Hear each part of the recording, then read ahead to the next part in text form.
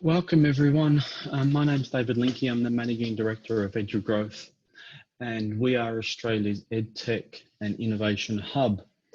So today we're going to be having a really interesting program. We're going to be talking about wellbeing and pastoral care in a digital environment, and obviously the current situation where most of us are working from home and teaching from a remote environment is creating some unique challenges.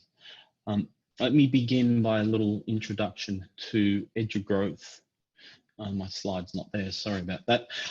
EduGrowth exists because of the leadership of our foundation partners. So EduGrowth was founded 4 or 5 years ago by Griffith University, Charles Sturt University, Deakin University, La Trobe University, Monash University, and Navitas, and they came together, and we exist because of their leadership. They came together to really show that Australian education can impact learners locally and internationally. And our remit is to develop the EdTech ecosystem across the country. And to that extent, we have a sponsor for this program and somebody who's really shown great support for the EdTech ecosystem. So if I can ask James, if you're with us, do you want to just turn on your video and come and join us? And I'm assuming James is with us. Yep. James is there we are, James is sitting on the beach, no, sitting on a wharf in Sydney. Thanks for being with us. I want to just hand over to you and say thanks for supporting us with this program.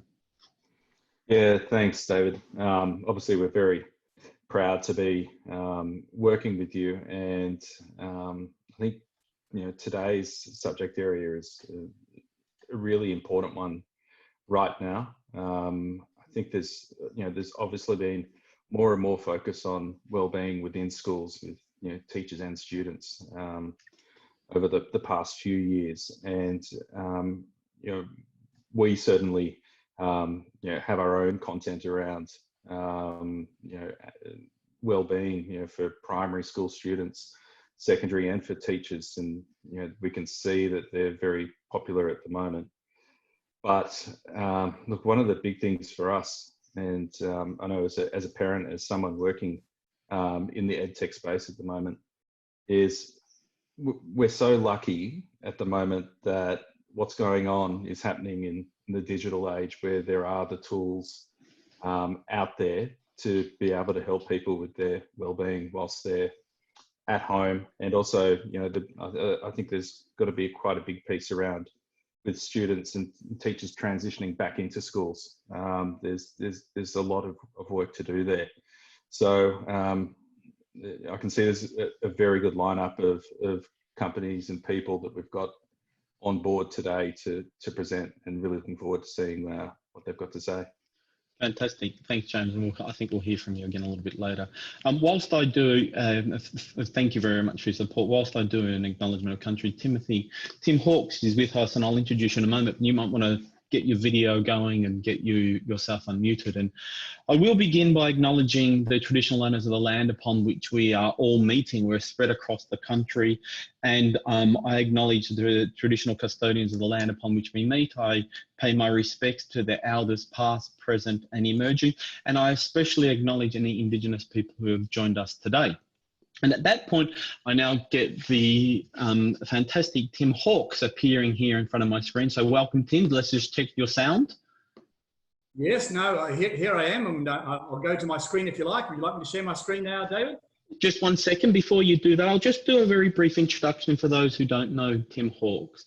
So Tim is an educator and social commentator and author, and actually he doesn't know this, but he and I have worked together about 20-something years ago. So back when Tim was I think you were technically the headmaster, I think is the actual title, the leader at King's School. Now, I'm sure I'm missing the somewhere. I'm sure it's the King's School in Parramatta. Is that right? Have I got the name correct?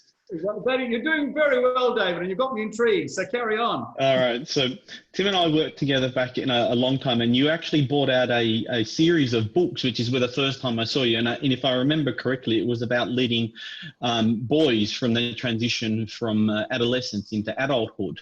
And I think, I can't remember exactly, but it was a range of books. It wasn't just one. I remember it being a series of books, and there was teacher resources, and there may have even been student resources. Am I recalling correctly? Oh, well, it's very kind of you, David. Yes, I brought out, it was basically a leadership series and to develop leadership skills. And it was called Learning Leadership. And it's been used by girls' schools as well as boys' schools. So it's actually written for teenagers to develop leadership skills. And by leadership, it was more to do with leadership of self rather than a presumption of power and privilege and position and all that sort of stuff. So yeah, I had great fun writing that series, David, and well done on remembering, mate. You scored it. I remember it because I was involved with the company who you were talking to about distributing, but that's a completely different conversation, not relevant today. But the point that I want to make for everyone who's joining us who may not know your background, Tim, in that is essentially Tim is one of our leading educational thought leaders around K12 schools here in Australia and internationally, and I certainly know your work has impacted communities around the world. And today we're really privileged to have you with us. So thanks for joining us. And you're going to take us through I'm going to stop sharing my screen so you can begin sharing yours. And now this afternoon, what you're going to do is take us through really some frameworks and thought patterns on how to deal with your own personal, social and emotional well-being in a digital environment, both for teachers and then maybe touch upon classrooms. And I'll be back in about 10 or 15 minutes. At any point in time, I'm here if you need any help. But otherwise, over to you. Oh, one little housekeeping thing that somebody's just sent me, one of my team has sent me. We are going to take questions, so you can certainly put questions in. On the bottom of your screen within the Zoom window, you will have a Q&A button. If you want to put a question in there, we'll then moderate them and we'll pull them through, and Tim and I will have a conversation about them at the end. So please put your questions in there. Otherwise, we'll see you at the end. Right. Well, can I just say, first and foremost, it's an absolute privilege to join with this webinar. I've got many other distinguished educators and those working in the digital space in education, and it's great to share with them this afternoon. A big thank you to EduGrowth and indeed to you, James, at ClickView, and to all the team there for allowing and making this, this happen. Look, I've been invited to share a few thoughts about well-being in relation to students, and also I'm going to expand that and to share some thoughts also in relation to teachers. And so I'm going to start with students, and here's a shot. You're meant to be terribly impressed with it. I took that whilst I was in Antarctica in those wonderful days when one could travel without getting COVID. And so there it is. It's a cold and frozen place. And it reminded me of one of the student issues, well-being issues, I think, that are confronting schools at the moment. And that is that the demand to cope with learning that's not remote.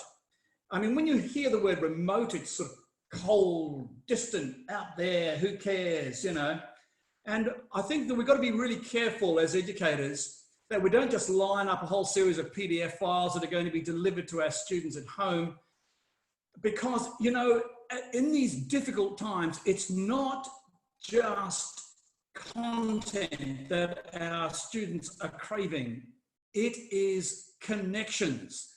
And if we are wanting our students to engage with that which we are sharing in terms of content, we've first got to establish the connection. And so the beginnings of our online sessions with our students, that's where we need to have the gossip, the laughter, the celebrations of birthdays. We've got to make those, you know, one of the Wednesdays a silly hat day, Fridays a green day, everyone wears green, Tuesdays where we share our lunches together or whatever. We do need to build in those connections. And so that's the first issue that I would want to share with you, the absolute importance. In this day and age, these COVID days of uncertainty and fear and anxiety, that we create connection, even when we're online, and not just totally major on content. Can I just say also, as an educator working with a number of schools at the moment, that one of the other things that I'm hearing a great deal of, and that is the issue of our Year 12s. And can I just say, if there are any out there who are working with Year 12s, my heart goes out to you, because those Year 12s, they are really missing out big time in many of the schools that I'm speaking to. And they feel disenfranchised, and those moments and times of corporate celebration where the school is celebrating their senior leaders are not happening. And we need at this time, I think, to pay particular attention to our year 12s in these COVID times. And we need to look at ways of doing that, whether it's, you know, printing crazy t-shirts, you know, I survived the COVID year. It's developing electronic year books to honor our year 12s. It's giving them due recognition from their school communities. I think that becomes a really important issue in these COVID times. So let me commend that to you. A third thing is a difficult one for me to talk about in many ways. It's an equity issue. But I've got to tell you, having, you know, been a headmaster for 28 years, and these are, you know, reasonably high profile types of schools, I am conscious, and this might surprise some of you, but I am conscious of just the resources that I was fortunate to have as a head that I was able to use to help educate my students, both in a co-ed school and in a single-sex boys' school. There are many schools that are not nearly so fortunate, And some of the online delivering of lessons and so on and so forth is not working well in some schools. And I'm aware of that. I speak to those heads, I speak to the students from those schools. And that actually really causes me problems because there's an equity issue, isn't there? I mean, you know, our year 12s are all going to be sitting, you know, whether it's the VCE, the HSC, or whatever other exam it is in year 12, they're going to be in competition with those that have been well-resourced, with those that in fact have come into school and enjoying face-to-face teaching sooner than later. And I just don't think that that's fair. And I think there is a gap, and we've got to mind that gap and do things that are going to cause that not to happen. We need, essentially, we need our federal politicians to play nicely with state politicians to organise, I think, uniformity in terms of the student return, that we need that to happen. And we need to put aside the petty party politics, whether you happen to be coalition or whether you happen to be Labor. I see that interfering with sensible decision-making at the moment, and it makes me cranky. I also find that I think we need to look at putting great resources online so that with a flipped learning sort of methodology, we can actually provide crash hot resources, learning resources, for those students in schools who haven't necessarily got the resources to be able to generate their own. And I think we need to look more and more at this and the whole idea of flipped learning if ever we're in this situation, this COVID type situation again. Another issue which I think we need to be very careful about in terms of student well-being, and that is learning style. And of course, you know, if you happen to be like this little learner here, you know, who's an active learner, and they're required to be passive in front of a screen all day, they're going to crawl up the wall. And I think we need, as educators, to be very mindful of different preferred learning styles that are out there. And we need to look at things like making more of our tasks open-ended. So you don't say, oh, I finished. Let them work to their own capacity and ability. I think also we have this rather clunky thing. Either we're in a synchronous learning situation with teachers and the rest of the class, we're all in sync with each other, or we're asynchronous and we're working in groups of one. I think we've got to be a little bit more inventive than that and create groups in between, small subgroup works where peers are working together.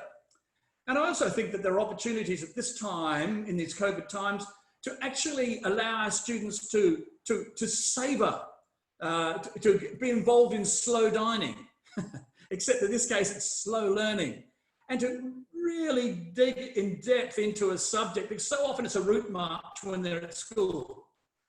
But here they are at home in this COVID environment, and I think there are opportunities here, fabulous opportunities, to actually spend a bit more time on topics and to really dig down and enjoy them. That's what I'd encourage my fellow educators to look at that. And then, of course, there is another issue, the wellbeing issue, and that's managing cyber activity. Is there too much, too little? I think it's really important not only to tell our students where the on switch is, but where the off switch is, and to have periods in their day where they are not in front of a screen. I think meal times are vital in this area. I think times in the car represent another time. Turn the car into a conversation pit where you do strange things like talk, you know. The kitchen bench might be a wonderful conversation pit as well, where you're engaged, and you encourage parents to ask their children, you know, what were your best bits of your day? What were your worst bits? And to make sure that I think also all cyber activity needs to be switched off an hour before bedtime. basically gets the brain rhythms in a different gear, a sleep gear, rather than being activated in a manner which could well interfere with sleep. So we've got to also, I think, this is a well-being issue, a serious well-being issue, and I think we've got to do things like be very careful about machines and screens in bedrooms and accessing social media well into the night. Our students need at least 8 hours of sleep, possibly even more if they're younger. We've got to make sure that they are managing the cyber activity rather than the cyber activity managing them. And so that's the first half of my talk. The second half is actually looking at teacher issues. And golly, you know, having spent 45 years as an educator, as a teacher, I am growing in terms of my alarm at what's expected of teachers. I mean, they are the silver bullet. They are meant to be teacher. We've got them also these days. We're wanting our teachers to be minders of those that are serving the community in the health industry and other essential services during these COVID times. And, you know, it's a presumption that teachers will fill that gap. And by the way, we want them also to do the parenting. So when the parents step out, we want the teachers to step in and to do the parenting business for many of parents. And that brings extra strain. So you find teachers having to deal with issues that generations ago were dealt with by parents. And then we want them to be prophet and priest. What do I mean by that? I mean, a prophet basically looks to the future and says, well, that's what the future's going to be like. How can I prepare my students for that future? We want our teachers to do that. And we also want them to be a priest. By that, I don't mean necessarily a particularly religious role, although that may indeed be required in faith-based schools. But more particularly, what I'm after is essentially, we live in a postmodern world of moral ambiguity. So who is it that are going to provide the firm islands from which our students can take their bearings in this world swamp? And all these expectations are made of teachers. And I think we need to recognise that, and that puts a huge strain, a well-being strain on teachers. The role expected of them has vastly increased than it was a number of decades ago. And of course, this has got to be a major teacher issue at the moment, this lack of safety from COVID-19. Let me tell you, fact, absolutely impossible for students to engage in social distancing at school. Absolute fact. Absolute impossibility. It doesn't matter what you do, space the desks out or whatever, it's going to be really, really difficult. And I think so much of the discussion has been terribly unhelpful about this. It's about, you know, a mishmash of inviting some years back and not others. I think it's an absolute organisational disaster. And I think not nearly enough discussion has been had politically and otherwise over what will be the protection afforded to teachers in terms of personal protection equipment, in terms of what we're doing to ensure their well-being, in terms of compulsory taking of temperatures and all of that sort of thing. We should have had far more conversation about this, and this is providing a major stress on our teachers. That's in my view. And then, of course, there is this issue, and David and I actually were chatting about this a little earlier. You know, the teachers are meant to be delivering their lessons face to face, and also delivering them online, and we're wanting them in many ways to teach double lessons in very different styles, and doing twice as much work, as well as minding the students. It is a big ask being made of teachers, and I'm hearing from the schools I'm working with and being engaged with that there is a major burnout factor which is looming, which is essentially being generated by the COVID situations. And you look at these sorts of stats, look at these and tremble. Look at these and tremble. 40 to 60% of Australian teachers are stressed, 30% leaving the profession within their first 5 years. These are obscene figures, absolutely appalling figures. And we've got to do better than this. WorkCover receives more compensation claims from teachers than any other profession. And on top of that, we've got the COVID thing. So let me close my time by spending the last few minutes on a little initiative that I and my friend and colleague, Adam Webber, have been working on. And that essentially is a a TrueWell program, which is basically a well-being program for teachers. And we're going to launch that on the 18th of May. So midway through this month, we're going to have a launch of the TrueWell product. So what is the TrueWell product? Well, it's designed to do two things. Firstly, it's a program which is bought by the head of a school or a group of schools, and it's designed to monitor teacher well-being. So it monitors teacher well-being, and how important is that? But absolutely vitally important, particularly in these COVID times. And the second thing it does is that it contributes to teacher well-being by providing a range of exercises that are designed to equip, empower, and enable our teachers, our precious teachers, to cope with these difficult times. So, for example, on the screen here, you can see a range of a bar graph. And so one of the first things that this TrueWell program does is it asks the teachers in the school, look, how are you going on a scale of 1 to 10? And depending on where you are on that scale, everyone on that scale, it doesn't matter where you are, 1 through to 10, you're going to get a letter. And the letter is going to remind you of the help agencies that exist within the school to assist with teacher well-being. And also they're going to be reminded of the help agencies outside of the school, obviously things like Lifeline and Black Dog Institute and things like that, that exist outside of the school.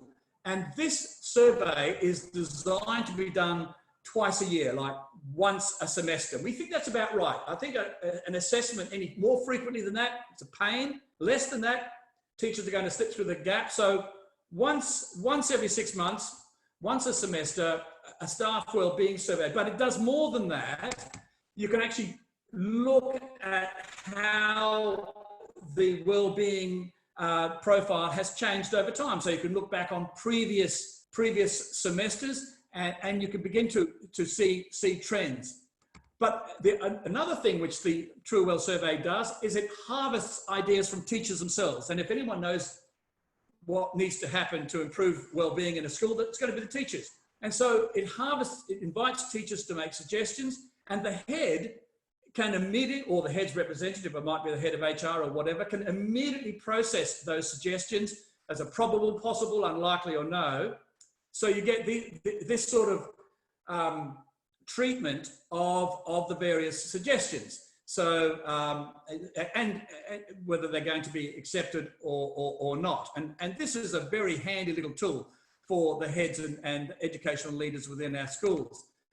And the final thing that the survey does is that it looks at the impact on the teachers of that school of the 12 major stresses that impact on Australian teachers. And there are 12 quite well-known major stresses. And what the teachers do is that they say on a scale of 1 to 5, to what extent is this a stressor in your life? And gee, that's valuable information, because again, you can evaluate over time and see trends. As you can see here on the screen, semester 1, 2019, semester 2, 2019, semester 1, 2020. And you can see which stresses are increasing, which are decreasing, and isn't that important in helping ahead to fashion professional development and a whole range of intercession measures. And then, but that's only half of what TrueWell does. The second half of what TrueWell does is, after having monitored teacher wellbeing, is to contribute to teacher wellbeing. And that is done by the providing of 20 exercises, which heads can choose, probably being guided by the responses of the surveys. And these 20 exercises vary in topics, and they take about 25 to 30 minutes to complete. And they're interactive, they're digital, they pop up on the screen, laptop, iPhone, whatever. Exercises are designed to enrich and equip and empower our teachers to cope with the wellbeing threats which they're facing. So look, here's a list of 1 or 2 of the exercises dealing with boredom and burnout. Number 15 there, tricks on how to get on well with others, handling change, these sorts of things. So there are 20 or so of these exercises. I might just say, in addition, David, that there are a number of exercises which are free, totally free, and those relate to COVID. And I haven't listed them here, but there is some great advice on to how to deliver, how to engage in distance education and looking after your health during COVID time as well. So, I might get you to stop there, Tim, and I've got some questions I wanted to ask you, and there are some questions from the audience, so maybe if you want to stop sharing screen for a sec. yeah. And whilst you transition from that, thank you for that sort of intro to teacher and student wellbeing. And I sort of wanted to talk a little bit about the gap that you mentioned, and give you the anecdote that I've seen two gaps really. The gap is not just between socioeconomic, so not necessarily, for want of a better term, low socioeconomic and middle class and upper class, whatever the language might be today. But also there's been a really interesting digital divide around middle class families that have made decisions, for example, to limit the number of devices and limit device time. Back in your day when you were running the King's School, did you have a one-to-one computing program? Was that part of your programs? Were you in that phase? Yes, we did. And before that, when I was headmaster of St Leonard's College down in Melbourne, another great school, I did introduce a one-to-one program. And I guess I did that because I knew my students were going to inherit a digital world. I wanted to prepare them not just for an exam, I wanted to prepare them for life. And I recognised that part of that preparation involved knowing how to handle contemporary technologies, David. So that's what I got into, yeah. And what sort of unique challenges did you see with, because you were obviously on that cusp of not having digital technologies in schools, then taking them, fully embracing, and then some of your peer schools sort of went back the other way. And I'm wondering whether you sort of have a comment about that digitization of the classroom and how that happened and progressed and so forth. Look, I think, I mean, you know, as you've gathered, my headships were in independent schools rather than government schools. I've got many great friends who are superb educators that are leading government schools, but my particular experience was in independent schools. And I think one of the great things about independent schools is that they offer choice. I mean, that's what they're there for. And of course, that choice is not always affordable. I fully acknowledge that. I want to acknowledge that. But they offer choice. And so some schools are faith-based, some are not. Some have a one-to-one laptop policy, some have a handwriting policy and only handwriting.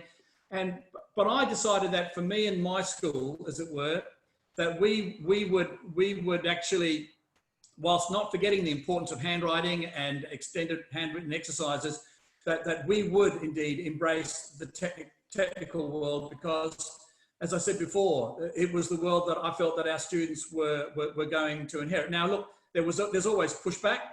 Somebody once said that if you're introducing any change, you go through forming, storming, norming, and performing. And by hell, David, I went through some serious storming in all of this, but no regrets. I think that the result is that we had students who are well prepared for the digital world. What about things like, I'm interested in two aspects here.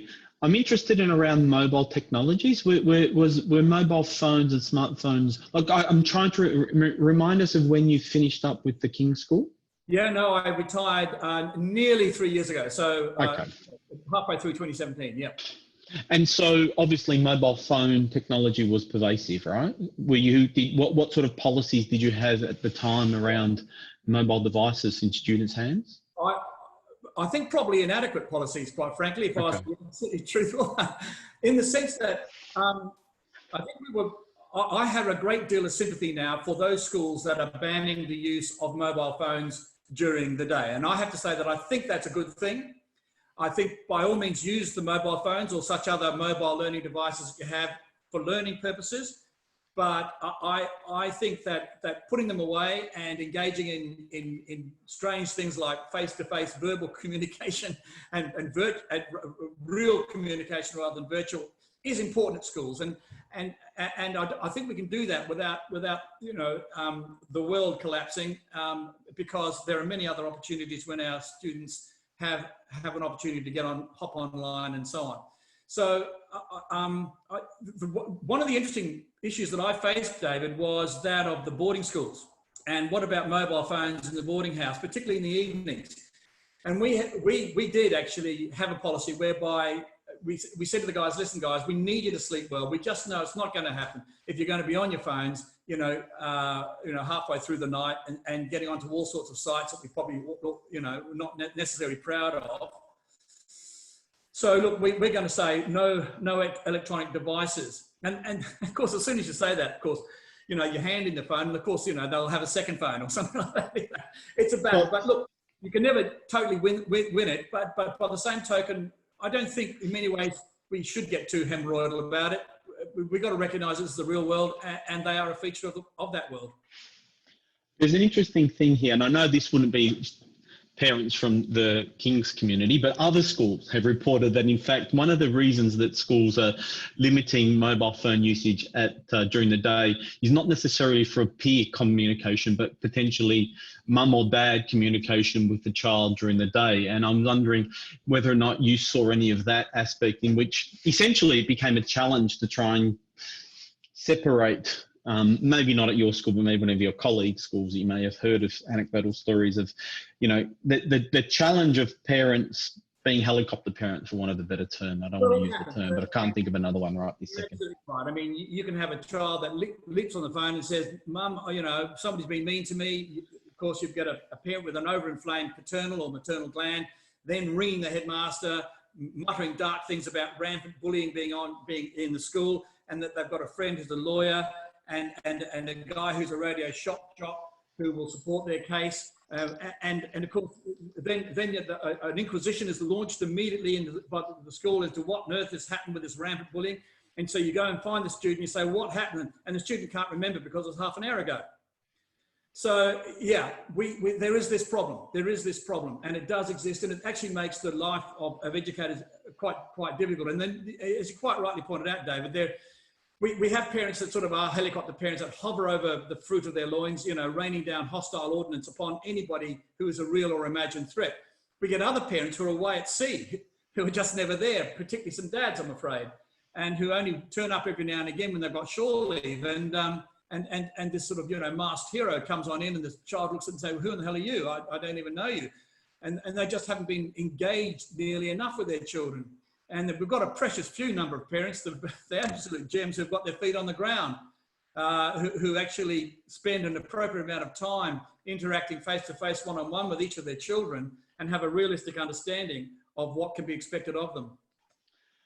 I'm interested in asking, just moving the conversation, there's a couple of questions from the audience that I just want to ask and just get your comment on. We had a question here about international students and how you connect with them when they're remote at the moment. They've probably got limited social networks here as well. They're probably disconnected from their peers. I'm wondering whether you've got any thoughts on that. Well, yes. I mean, also, I may just say that, we have boarders coming in from Broome and Broken Hill and a whole range of other places too. So it's not just international students. It can be students in Australia who, and that's a very real problem. Fortunately, most of these families often have ways and means of being able to get decent bandwidth and decent connection, so that they can actually plug on in to the distance education being offered by the school. And of course, remember what I said a little bit earlier, David.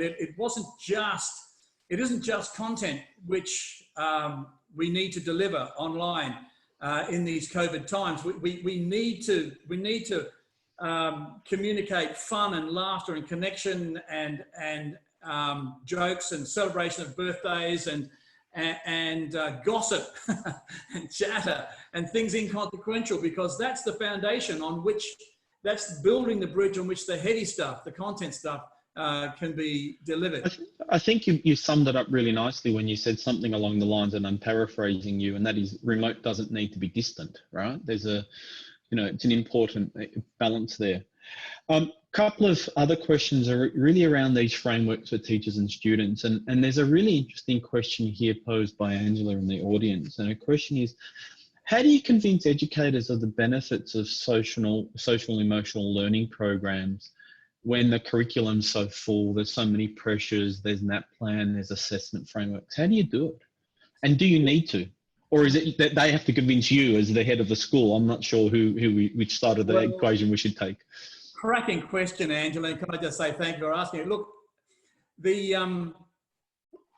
I have to say that I'm a great believer that you should not allow the classroom to interfere with education. And you didn't expect that from a headmaster, did you? But there you go. Learning in spite of the classroom. All right, I like this. We'll take this. We'll retitle the subject that. I'll tell you what, Dave. I mean, one of the things that's happening here is that we're actually beginning to realise that learning doesn't necessarily have to be constrained to the four walls of a classroom, and that's perhaps one of the blessings that the COVID experience is teaching us. But Angela's absolutely right. We need to recover our calling as educators, that we are to do something infinitely more exciting and important than prepare our students for an exam. And of course, that's really hard when you've got accountability measures like the My School website, and you've got the league tables and all these sorts of things.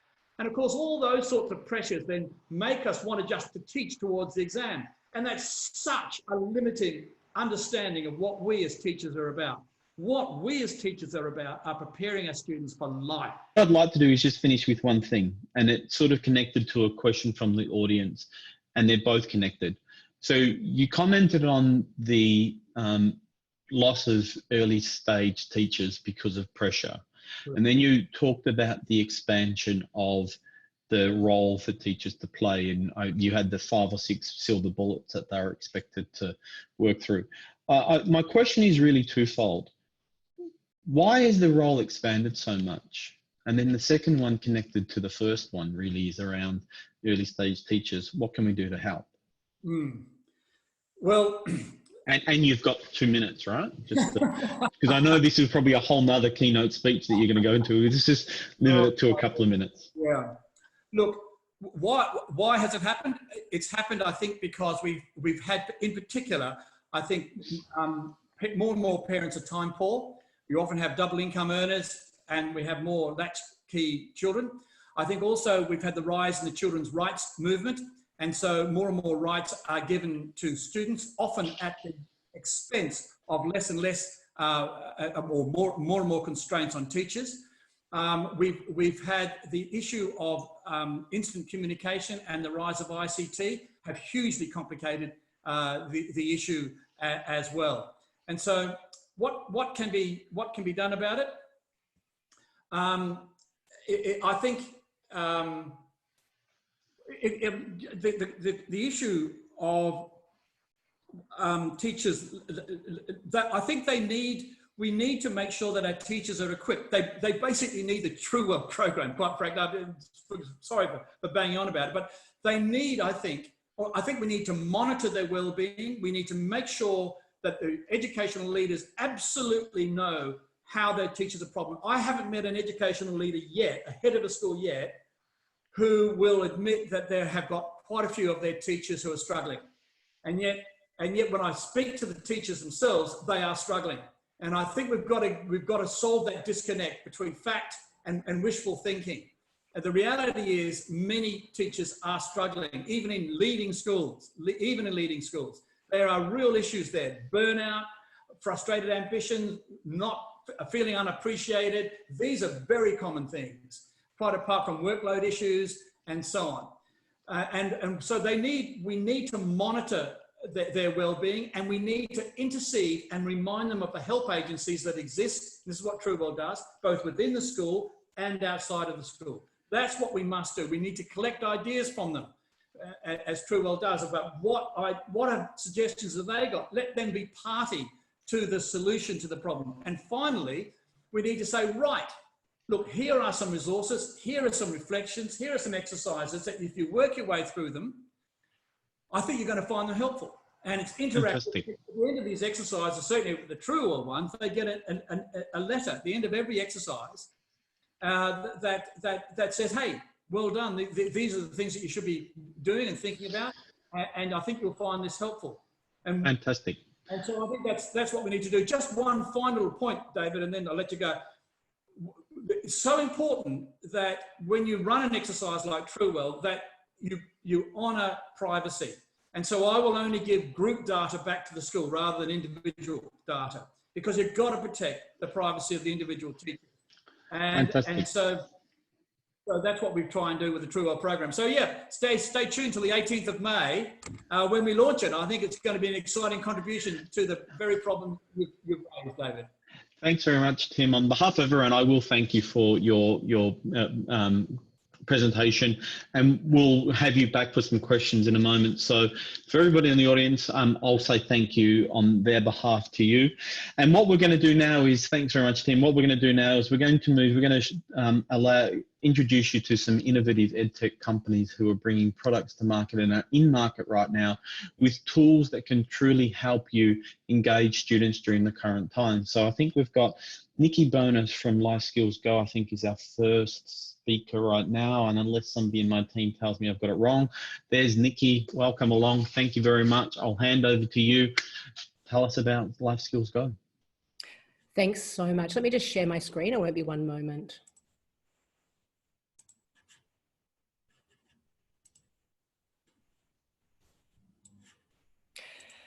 So first and foremost, David, thank you so much, as this is an area that I'm extremely excited about, and an area that Lifeskills has been in for over 12 years. So just as an introduction, my name is Nikki Bonus. I'm the CEO and the founder of Lifeskills Group, Lifeskills Go. Lifeskills Go has been the leading provider and the market provider for 12 years for social, emotional, and physical learning programs for schools, teachers, students, and parents. We're an education company that has built technology. We've worked hand in hand with principals, executives, teachers, students, and parents to be able to build an interactive online platform that delivers hundreds of stage-based, age-based, evidence-based, and science-backed resources and lessons. Not only can they be accessed in the classroom, they can also be accessed remotely. We have a whole holistic approach to wellbeing. Within that, not only do we have hundreds of interactive age-based lessons, yet we have an international team of subject matter experts, curriculum advisors, professional leading consultants, wellbeing officers, psychologists, teachers, researchers, and instructional designers who partner with us to be able to create really access to the most subject matter specialist content for children. Not only are they able to access this information and the content, it's also interactive and fun. And more than that, rather than going, I'm teaching about how to manage emotions, or I'm teaching creativity or critical thinking, it also allows insights and reporting. The platform itself is a blended learning platform, and particularly we've had a lot of movement and a lot of growth, particularly during the last 10 weeks. We know that a lot of students don't have access to one-on-one devices. So in this blended learning platform, not only do we have the lessons and units that can be assigned, we also have hundreds of printable resources. We also have all of our physical programs that were normally run in schools now live on the platform as well. It's like having a whole holistic wellbeing hub in a box. Instead of teachers having to go and try and find a mindfulness activity or find a brain break, everything's there at their fingertips. There's the interactive student journals and areas for self-reflection. The students working remotely now can work on one body of work and complete it. There's suggested units that are being created by subject matter specialists, or a school can actually align their own scope and sequence while being able to see what was taught at home, what was completed at home, and the results of each student. Where we started from was that the initiative that was put out that every student should be known, valued, and cared for. As the teacher, particularly in a remote environment or even in a classroom environment, it's fine to be able to measure their well-being by saying my student was anxious, but we have pre-built-in functionality that will also be able to help that student if they are feeling anxious, angry, upset, while not only teaching emotional intelligence, but also beginning to walk through a longitudinal study of how that individual student has been and allowing a teacher to respond to that student. Some of the resources within there have been like our weather report, as well as also our roll call, which will allow teachers to see at the click of a finger how every student is before a class even starts. With our characters, what we've done is we've built relatable students, relatable characters that grow up. So rather than having one class, one character that go from kindergarten to year 6, not only do our characters develop emotionally, they develop physically, and their scenarios also continue to develop. We've built a platform that leans on the framework of CASL, 21st Century Learning, the general capabilities, and HPE. And as was previously mentioned, teachers' wellbeing is incredibly important. So in the platform as well, we also have NESA accredited wellbeing masterclasses for teachers. Lifeskills Go supports the total wellbeing of a school. It also supports the teachers, and it also supports the individual student. These are just a few of the remarks that have come back as we've been working hand in hand, looking at how people have been using the platform and the results that they've seen over a period of time. We're constantly upgrading, working hand in hand and building new features and making sure that it's transferable. There's an online help as well as a help desk based here in Sydney, so all of the calls are answered in a suitable time. What we'd like to do today is we'd like to offer a free 30-day trial for any school in Australia and New Zealand that would like to sign up. You can head over to our website at www.lifeskillsgroup.com.au, pop your details in there, and we are not charging any onboarding, and it's completely free for you.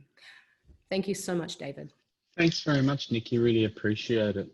We're going to have you back in a minute for some questions. So I'd like to introduce Julian from Scodel. Oh, thank you. Go ahead. Thanks, Julian.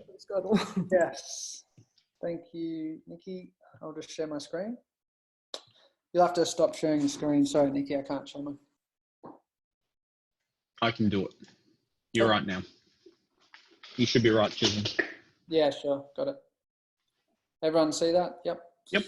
So my name's Julian Fagan. I'm one of the founders at Scodel, and we're helping schools manage student wellbeing. Okay. Yeah. So right now, as you're probably aware, there's a mental health crisis among our youth, and the challenge in dealing with this is that it remains really hidden under the surface. It's difficult to notice when someone is suffering. In fact, only around 25% of students will actually seek help. So that means that every day there's someone in a classroom that's suffering in silence. This is where wellbeing management becomes so critical for schools. Wellbeing is really the gatekeeper to our mental health. It's everything we need to lead a fulfilling life, and so schools need visibility on this. Right now, what they do is they set up structures to understand wellbeing, and these typically take the form of large-scale surveys. So this one you see on screen here right now, it breaks wellbeing down into 14 different domains and runs a 60-question survey and then presents a series of reports to the school. Now these approaches offer some valuable insights, but there's two core problems with them. They produce very overly rich and thematic data sets, which are complex and time-consuming to understand. So if I told you a student's 2 out of 10 resilient, you might be a little confused about what to do with that information.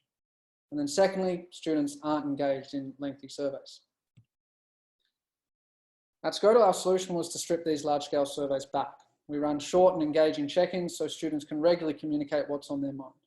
We've stripped back the reporting to a single page and supported this with alerts, which filter up the most important information for teachers. This is what we call the Scodel check-in tool. Scodel check-in tool is, as our mission states, designed to give every student a voice that is heard. Students have an environment where they feel comfortable sharing stories of gratitude, sharing their vulnerabilities, or sharing whatever it is that's on their mind. And we encourage them to do this through the questions we ask. And we neatly organise and communicate this information so that it is heard. The end result is teachers get to know their students and they have more meaningful conversations with them. So when we launched Scodel, we looked at 2 key metrics to measure or validate its success, which was firstly our students using it to express themselves. And this was one of the first trials we ran. So you can see here that there was 157 check-ins sent, 156 completed, and 154 comments left. So students are using it to communicate their thoughts and feelings. Second part was our teachers interacting with the data. A little story here for you which captures this nicely is we work with a private boys' school. So Tim Nutt's Scots, I'm familiar with King's School as well.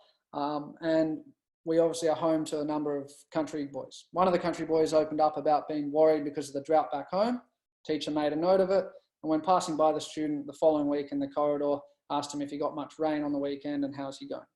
The student lit up and said, yes, 15 mil, and it seemed like a minor moment, but it's actually a really significant one because a meaningful conversation was had, and it's these conversations that build relationships and shape the educational experience for a student.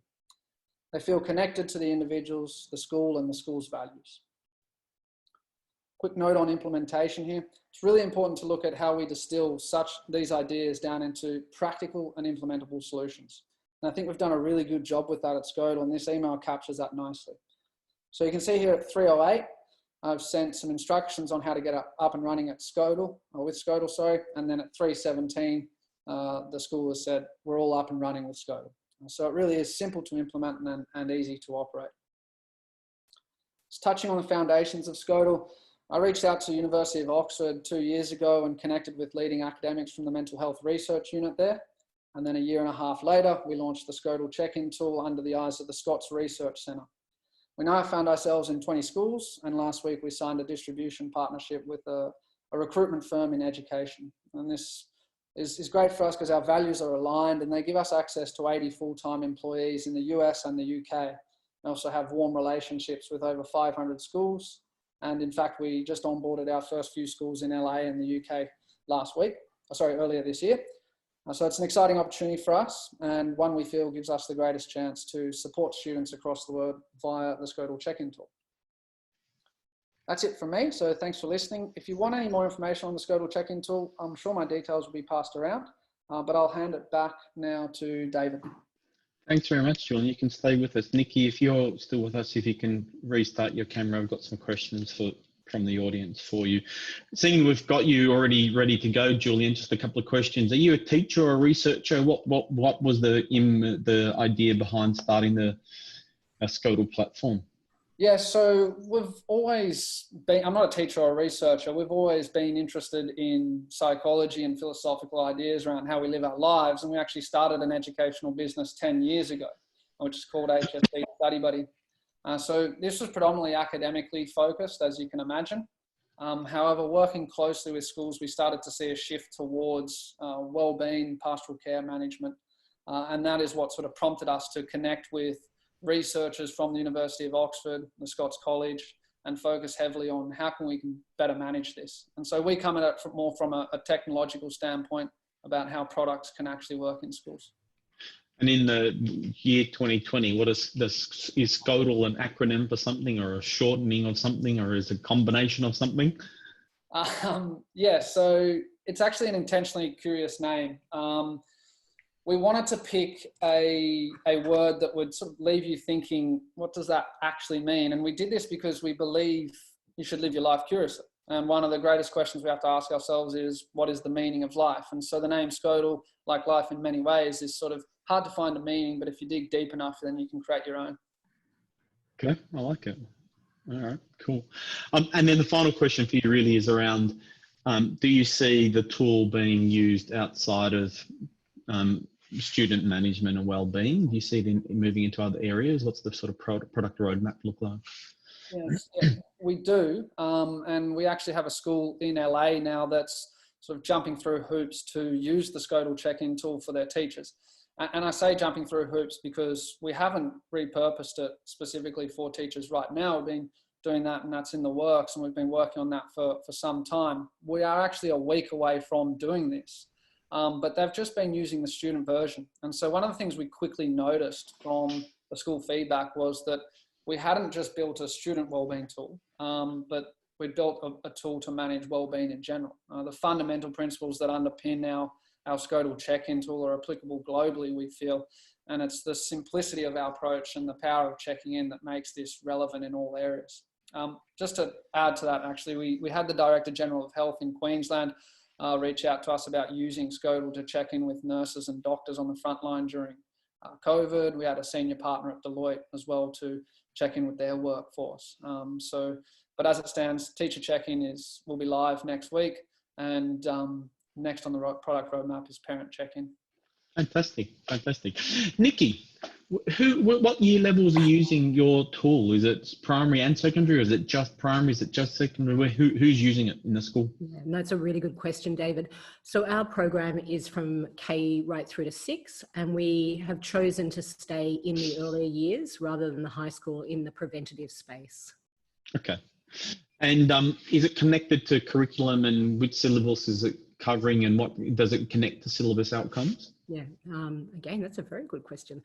Yes, every single resource and every single lesson is aligned to the Australian curriculum, the New South Wales curriculum, the general capabilities. So each time a lesson is run or delivered, a school it maps it in the back of the analytics off their scope and sequence. So what we found in the last sort of 18 months is they're actually using our platform to design and develop their own scope and sequence by using our lessons and distributing it out. So that reporting can also be pulled out on what lessons have been run, when it was run, and the students' understanding of the content as well. And I'm assuming that principal or school leadership get to see that data? Yes, they do. So what we've done in response, particularly last year, was a principal wanted to see that, you know, a lot of what we've based off the way that we've developed it is, how do we give visibility? So if I'm a stage leader, how do I know that my other teachers have delivered the lessons? But also we wanted it to be flexible in design, so that it should be a responsive tool. If there's been an issue in the playground or there's an issue in the classroom, so each time a teacher delivers a class, not only can that report be generated, but again, an instantaneous report across a stage and also across a whole school. So executives have access to what's being delivered, but also principals have full access to what's being delivered, when it was taught, what date it was taught, if it was completed.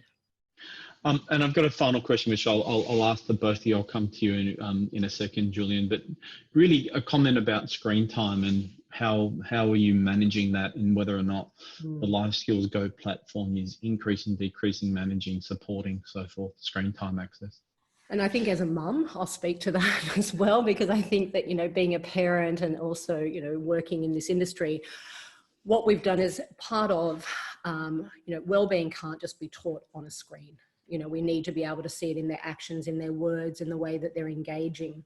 So we've really, all of our resources that come off the screen are actually there to be able to be used for physical games, fundamental movement skills, being able to teach mindfulness, character strengths, positive psychology, are all downloadable activities. And what we've done, particularly during this period, we've had huge responses from families wanting plans that they can download, and also lessons that are there so that they can actually do physical lessons with them. So what we tried to do is keep them, you know, at a minimum, having the lessons on screen, but also giving them missions to do in their home, their house, and their school environment, so they're not constantly online. Fantastic. Julian? Dave, what was the question there? Sorry? The question was really around screen time and managing screen time. Is your tool, is Scodal impacting that positively or negatively? Well, I think Nikki touched on this a bit, and we share same values. We actually really wanted this tool to encourage students to open up online, but shift the conversation immediately offline, because we believe in the value of personal interaction between individuals, and that's how you really connect with people and build your relationships with them. And actually building strong relationships is one of the most valuable things you can get out of your educational experience, and that certainly for us is best done offline. Fantastic. Julian, Nikki, thank you very much. It's been a pleasure looking at your products, and we'll have you back for some questions at the end. And it's now time that we ask.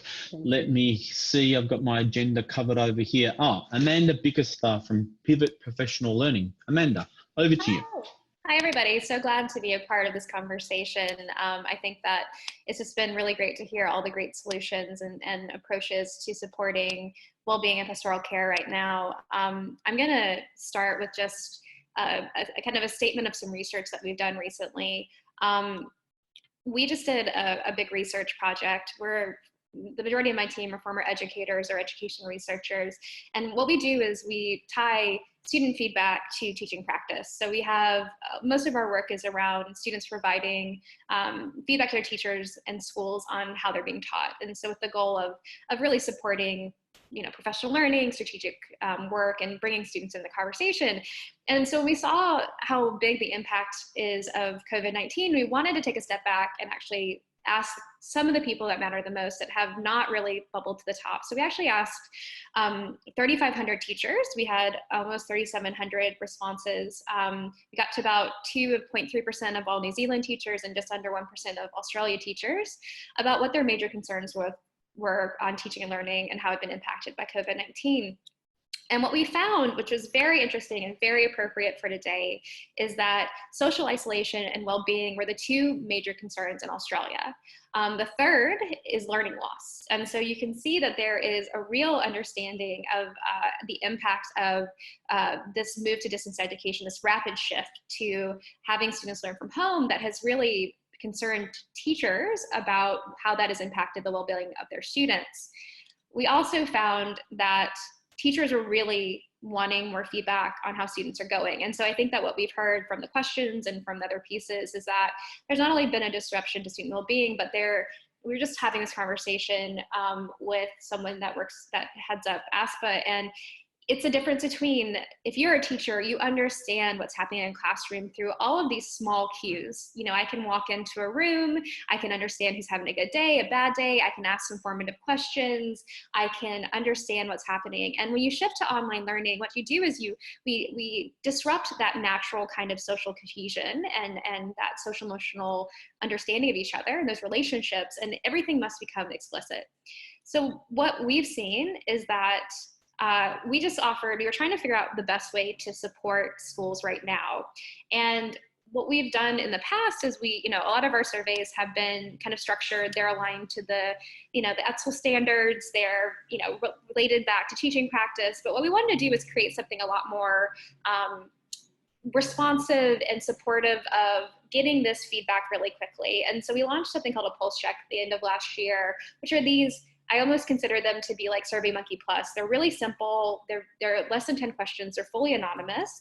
But the great thing about it is that they have pre-prepared question banks that you can pick from. And so what we've done is we've created question banks on everything from preparing to close when it was clear that schools are going to close to how well-being has been impacted. And what's great about this is that now that we've done this for a while, we actually offered this for free to users across Australia and New Zealand. And what we found, which was really fascinating, is that those well-being questions are really what was impactful. And it wasn't just well-being, and I just want to kind of echo what Julian said with the work that they do. It was well-being for teachers and it was well-being for families. This is a triad approach. Like, this is impacting teachers, students, and their families in really deep ways. We had 20,000 distance, home learners that were registered in 2019, and then we moved to 4 million. So we just did a photo negative. We just shifted everything. And so what we were seeing is that this has impacted, had a cascading event. And so what I think is really important is that, one of the frameworks that we really like is the CASTLE framework, which is that social emotional framework that looks like the different capabilities attached to social emotional health and well-being. And so what we've seen from that research is that, is that those frequent and targeted checks are a great way to gauge and support student well-being. And so what we want to see, and something that is really important, and if I can impact anything other than ask your students about how they're doing, is an underlining of, the only way that feedback really works is that if it's done in conversation and action. And so that feedback doesn't end with just asking for it, that it leads to outcomes. And whether that is curriculum, like we've heard of today, it's changes to practice, it is a recognition, sometimes just a recognition that these things are difficult and we're trying our best, can be really helpful to providing some support, agency, and support. And so what I would say is, we have this research, it is 40 pages. I will put this in the chat afterwards. It has a really wide variety of real deep knowledge about what's happened in schools. So please find that, and I hope that you find value in it. But what I think is just so important is that learning is more than academic outcomes. It's the social emotional health of students. It is the social cohesion. Teachers were most concerned not about their instructional effectiveness, but their connection to those students. You spend a full term And I'm sure if there's any educators in here, you work really hard, you know everybody's name, you create those relationships, you engage those students that might not be motivated, and you build off of that great term one. And what's happened is this disruption has actually impacted that pretty negatively and is a big area of concern. So I'm really glad that we're having this conversation. And David, thank you for this opportunity, because this allows us to start hopefully having better solutions to supporting those students, families, and teachers. So please reach out. I will, like I said, I'll share the research that we've done. And if you'd like to have access to a pulse check or look at, we also are doing a distance learning survey that's more about teaching and learning. Please reach out to me. You know, my email I can add as well, but we're just really excited that this is part of the conversation because we believe in it so much. Thanks, Amanda. Who are you handing over to now, Amanda? I am handing over to Kim from Champion Life.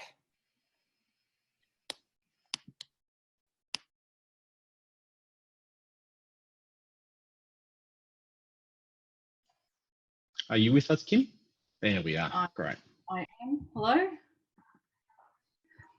Hi everyone, thanks Amanda. Yeah, I'm Kim from Champion Life, and full disclosure, I've been gifted with a case of Ross River virus during isolation, and my brain isn't quite working as much as I'd usually like it to, but we'll give it a go. So I'm the founder of Champion Life. I'm actually the daughter of a PE teacher and a primary school principal. I was lucky enough to grow up in a family that valued health and physical activity as a foundational way to support overall well-being. As my own 4 kids were growing up, I really noticed an increasing physical and mental health problems in young people. And what I particularly noticed is with my kids going through school, is that educators were increasingly being tasked with having to support, fix, improve wellbeing, and that sort of really horrified me. So I decided I wanted to do something on a bit of a large scale, and that a digital platform was the best way to reach as many kids as possible.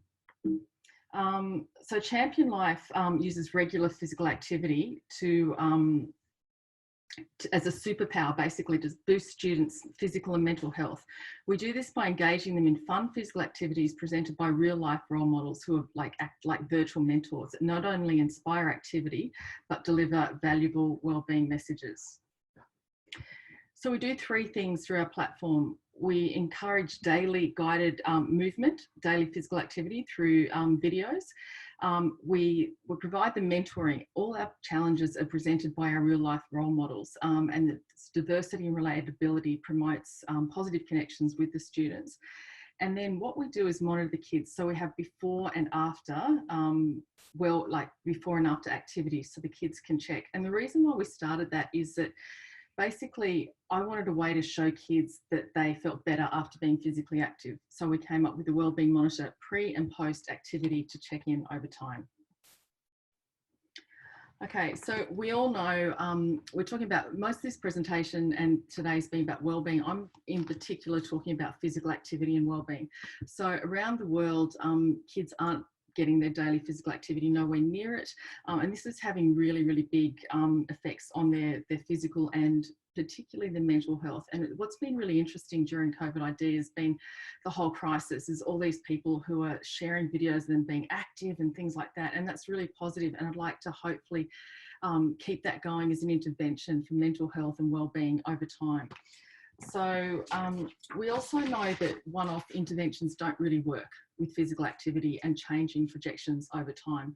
So I wanted to create a platform that basically had guided physical activity that encouraged kids to just spend a little bit of time each day to get active and get the endorphins and all the positive things about that, and let that help them over time.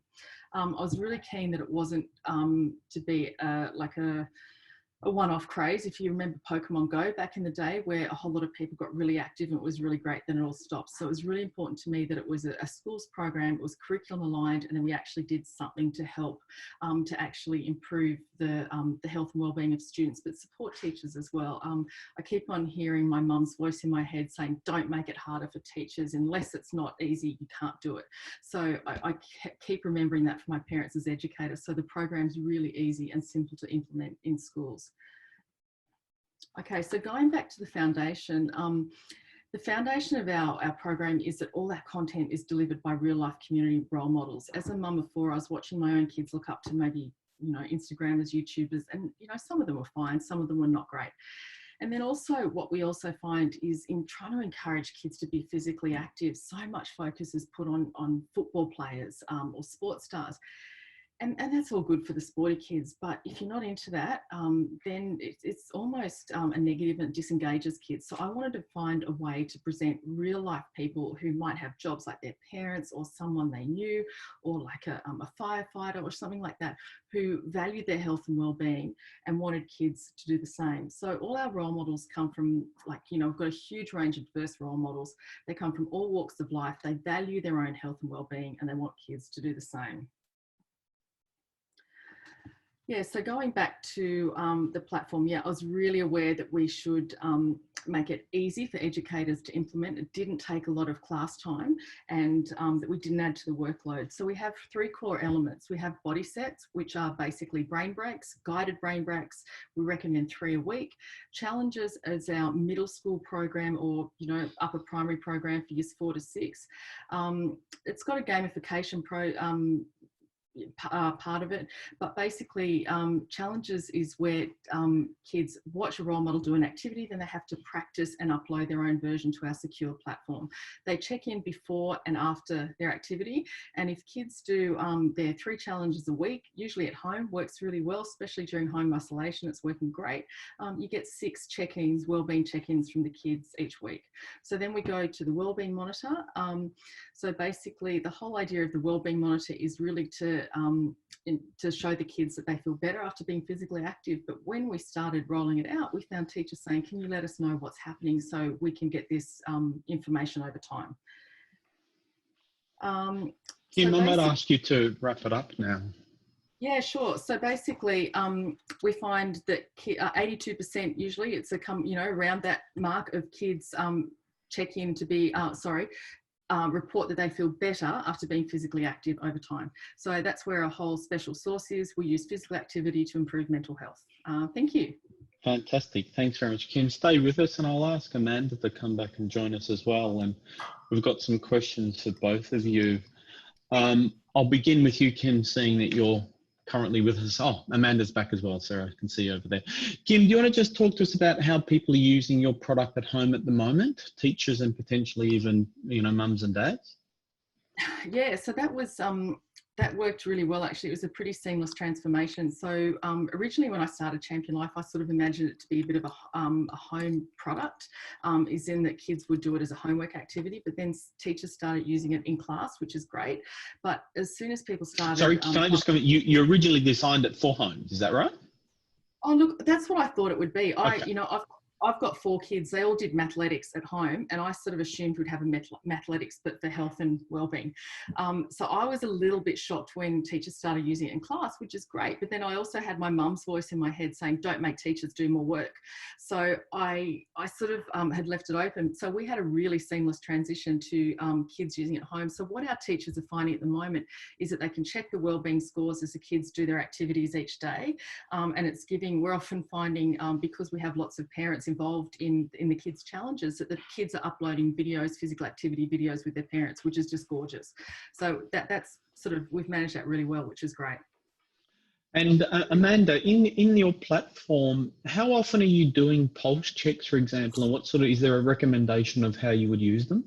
I think what's really interesting is that I think everyone goes, we can do these all the time. And it's kind of this moment of, I think we kind of think of education platforms as something that is you pay for each thing, or it's only used at certain times. And what we'd actually find is that formative checks or high fives or well-being checks can be something that's done really often. And I think that's what we're seeing, is that once you do it once, what you want to do is see if you're doing it with a grade level, or you're doing it with families. You might do it once every 4 weeks. If you're part of a PLC, you do it once every 6 weeks as part of the inquiry cycle. If you're testing, I'm creating this new thing where, Kim, you and I are going to have our own virtual high five every day, and I want to see if that's corny or actually kind of cool. I can actually say yes or no, was that good? Or how often did you feel connected during today's lesson? And you say 20%, 40%, whatever. Those can happen daily. And because students are very connected, and this can be done on a smartphone or on a tablet or on a computer, you can do this really often. And it doesn't feel, it starts to feel more natural if it's related to change, right? If you hated my virtual high five, Kim, then I probably should stop doing it, and maybe recognize that like maybe I was a little corny, I was a little off base, and that now it's time to come together and actually decide what maybe is a better way to build that connection between us. And I think, Kim, you have a similar sort of well-being monitor thing as well. Do you have a recommended on time, how often it should be used?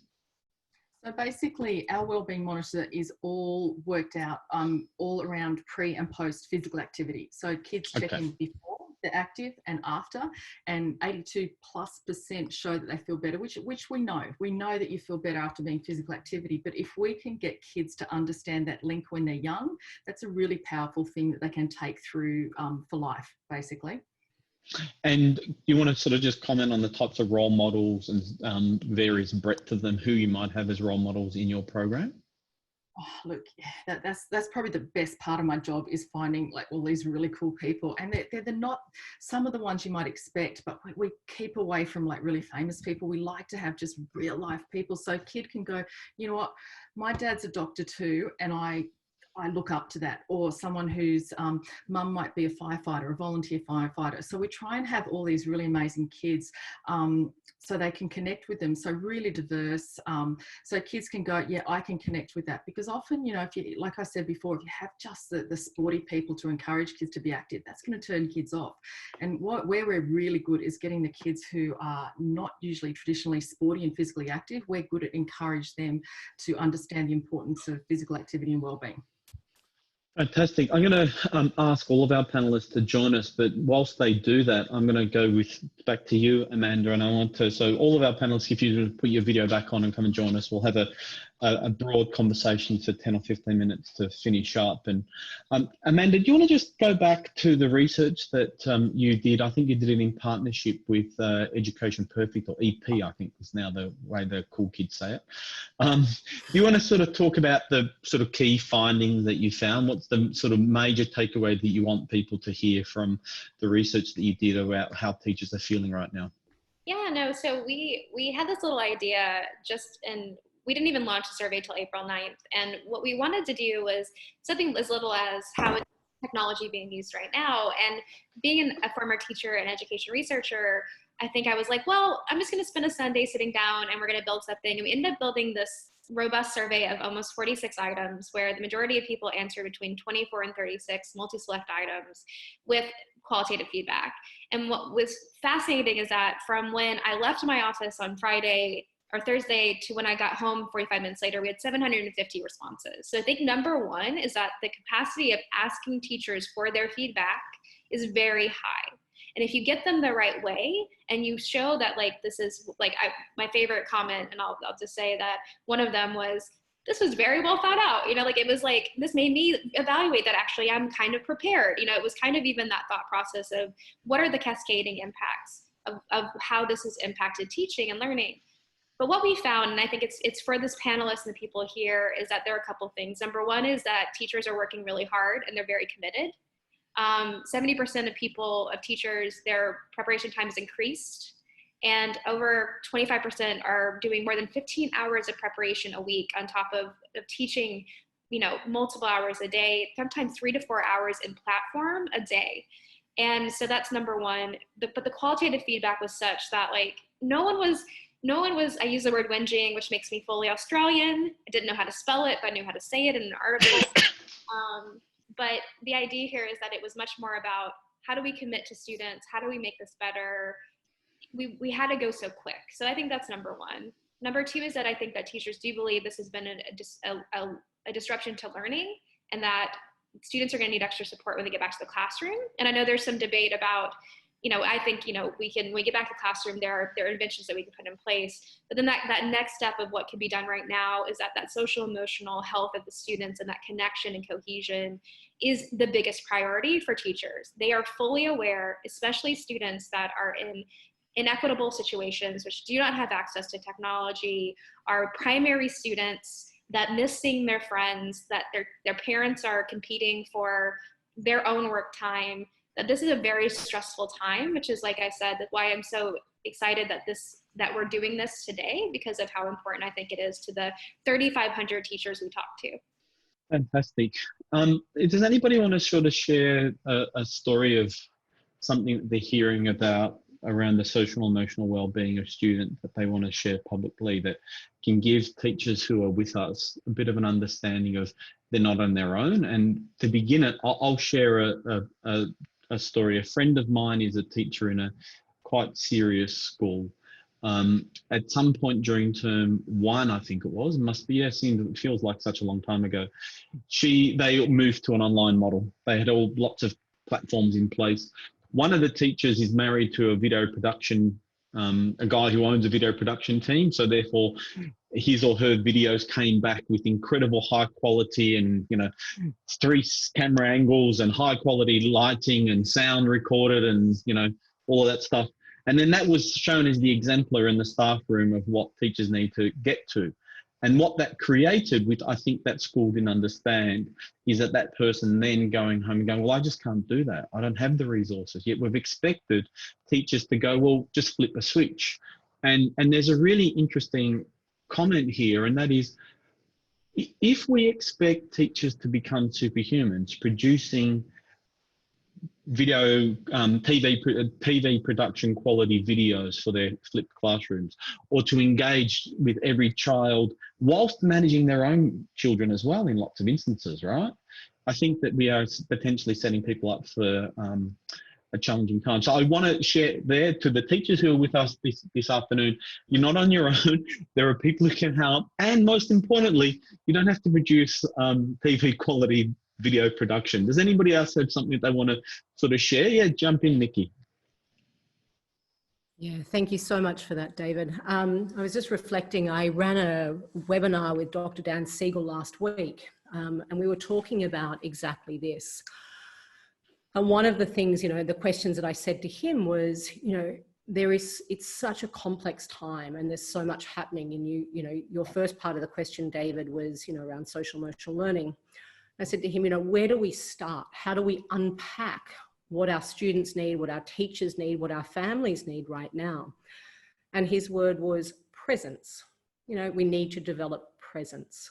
We need to slow down and we need to develop relationships. And one of the quotes that I was left with was, the days are long, but the years are short. So in these moments, how do we slow down enough, build presence with our students, build presence with ourselves, use those tools that we know are trainable skills of wellbeing so that we can actually begin to work on those relationships, not only with our students, but also with our families and our friends. I think somebody else is going to jump in there. Tim. I really appreciated what Nikki said then. Thanks, Nikki. Because as I said earlier when we were talking about the TrueWell program, but I think one of the things that is so important is just what Nikki said. It's about connection rather than content.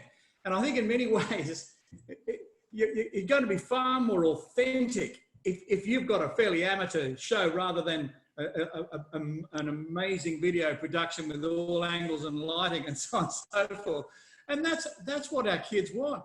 They want authenticity. They want their real teacher. They want their actual teacher. They don't need or want a superhuman. In many ways, in measuring up to that person, they'll find it massively discouraging. So long as teachers, you love and respect your students, you enjoy being with them, you laugh with them, you remember their names, you remember their birthdays, and even if the dog comes wandering into the shot behind, not to get the screaming abdabs, that isn't a perfect production on calculus or the gut workings of a frog.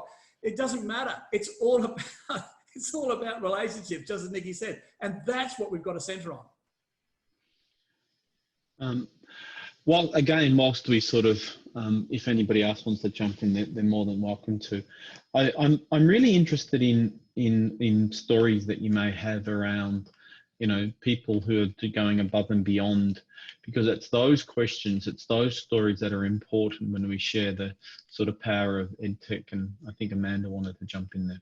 Yeah, no, I think that what we're hearing over and over again is this idea of innovation happening, and that we've seen it. We've seen schools make immediate changes to practice based on student feedback. We've seen people that are, starting to use TikTok or using, Instagram or using stories to be able to communicate with students. We're also seeing that some students and some teachers are thriving for different purposes with this online learning. And so I think, you know, there are so many good stories, David, and I hope to see more and more of them propped up. But also I think it's an opportunity that as a community that we also go, okay, are there stuff we can leave behind from an industrial way of thinking about education? Like, not much has changed in 100 years.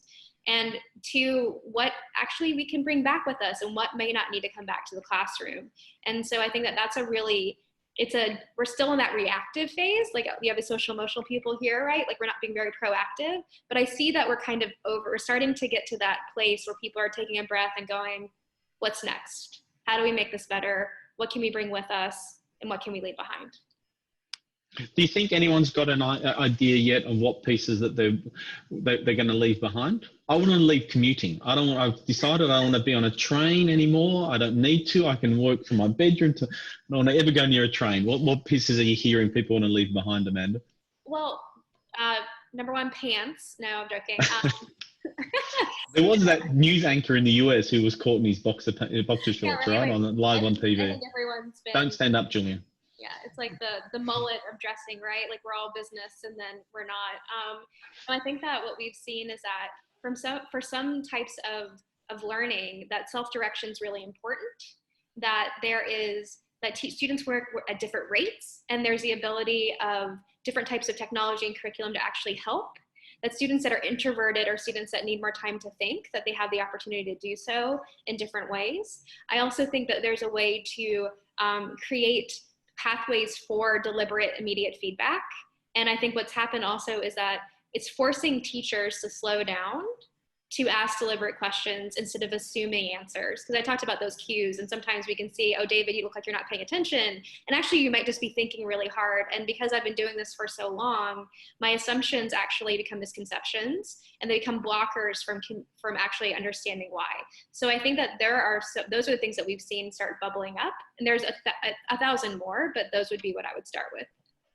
Fantastic. Does anybody else want to? I don't know if anybody else was wanting to jump in there. Yeah, go, Kim. I think maybe the reliance on testing and things like that. It was interesting, like NAPLAN's been cancelled and the world didn't end and it was all okay. And I think that was a really good thing. And last year, I'll just share a little story. Last year, I was looking at our wellbeing scores across year 4, 5 and 6. And I just went, what on earth happened in year 5? And then my daughter, who was, I think, in year 9 at the time, said, I was NAPLAN last week, Mum. I went, oh, holy, yeah. So we had, like, you know, probably it was significantly lower scores in year 5 kids who were doing NAPLAN. Everyone else, like, you know what, maybe, I don't know, you know, I'm a parent, I can see both sides, but it wasn't the end of the world when something like that happened, and maybe that's future thinking. But, you know, we know from all the kids we had around Australia last year that had an impact on those year 5 kids last year, on their mental wellbeing.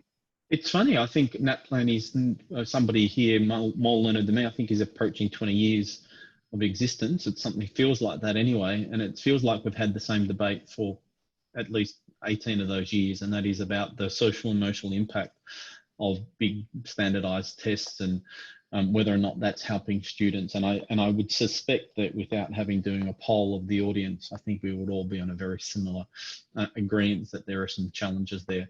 I wanted to quickly segue to James at ClickView and just talk a little bit about, I'm interested about this idea of incredible high quality content production versus accessing things that exist in the real world already developed and having the bridge that's a much more natural. I was wondering whether you might have a comment about it. Yeah, we've noticed some pretty interesting usage statistics this term. So, you know, we do make content. It's not well, some of it's screened on TV, but the production quality is high. The other day we had 1% of the Australian population on, you know, using ClickView. So that, you know, they are going there, they're watching the videos. But what we've noticed is that there's been a huge shift over the past few weeks of teacher-made content appearing on the platform, which is amazing. And it's that authentic content, you know, the authentic messaging that teachers are making, personal videos feedback for students or for the class as a way to connect. You know, the scalability, you're not going to have, we've got a 7-year-old boy who's, you know, they do 15 minutes 3 times a week as a class on Zoom. It's not much, and he's struggled a lot more than a teenager. And so by receiving those personal messages from the teacher, it makes his day.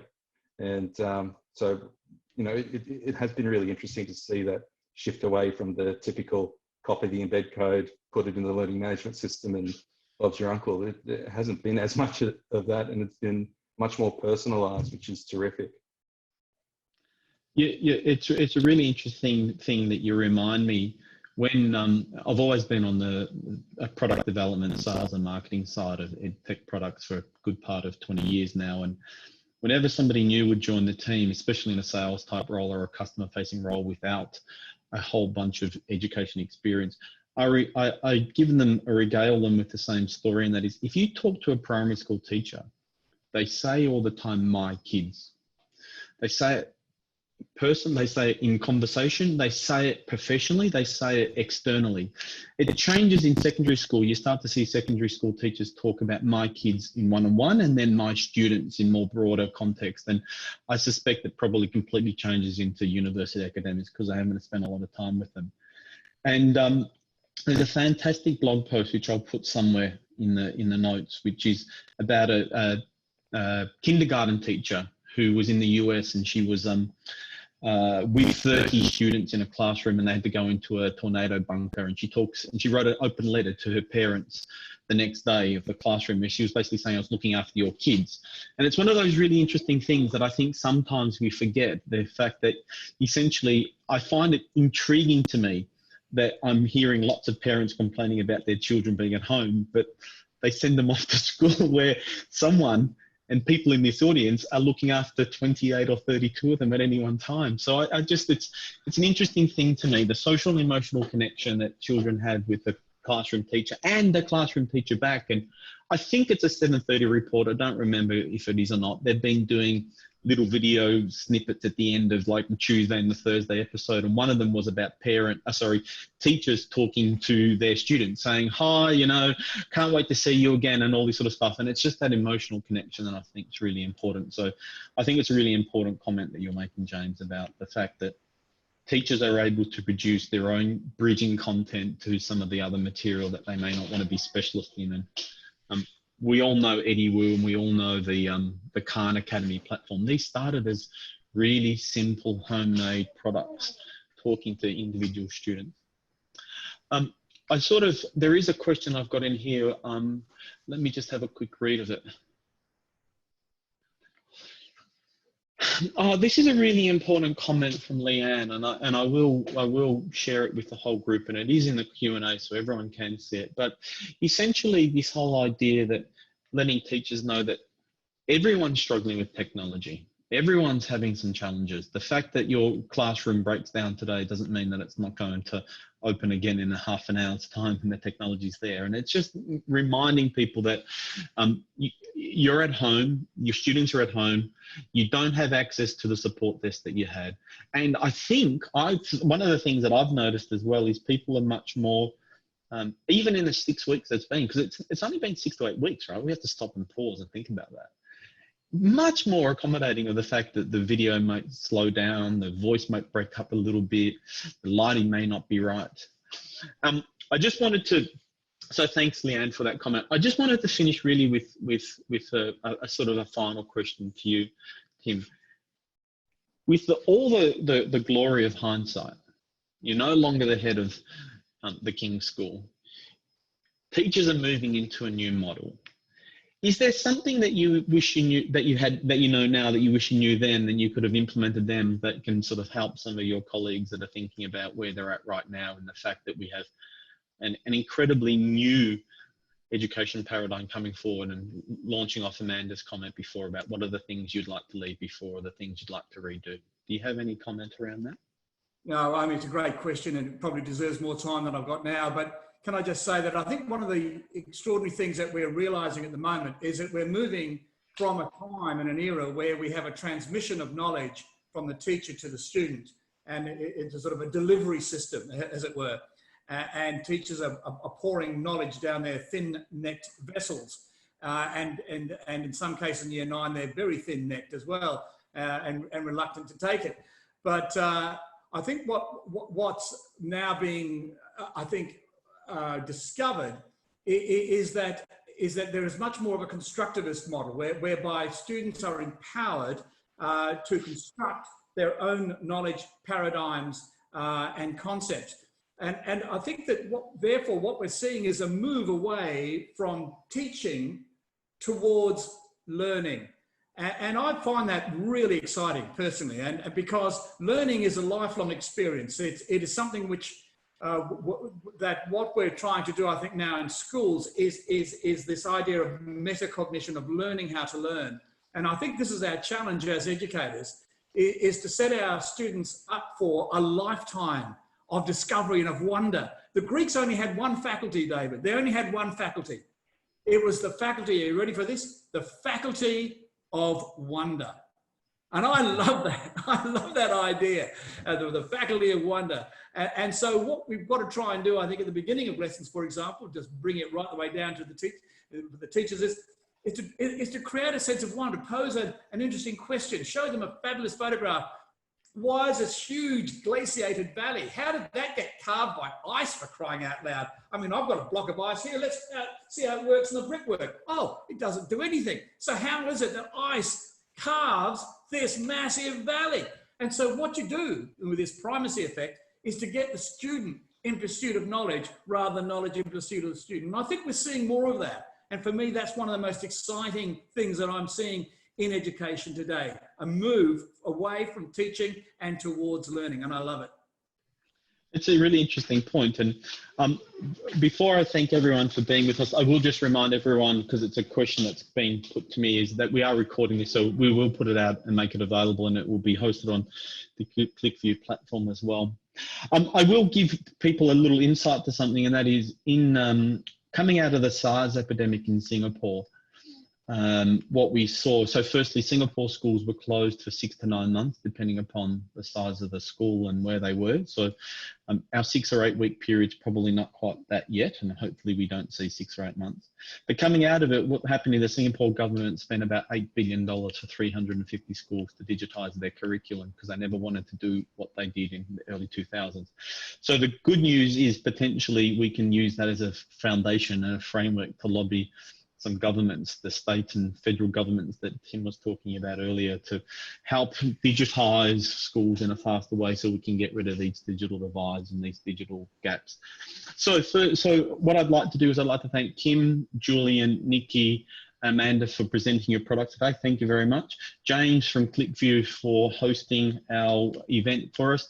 Tim Hawkes for sharing his expertise around social and emotional wellbeing, and remind everyone that we have a second in this series coming up on the 24th of June at the same time, 3:30 p.m. And it's on maximising engagement online, looking at curriculum tools and delivery mechanisms so that you can engage students wherever they are and when they are. Because I suspect the current environment may extend a little bit longer than people may want, and I think there'll be some hybrid models in there as well. So thank you all for presenting. Thank you all for being here. Have a good day.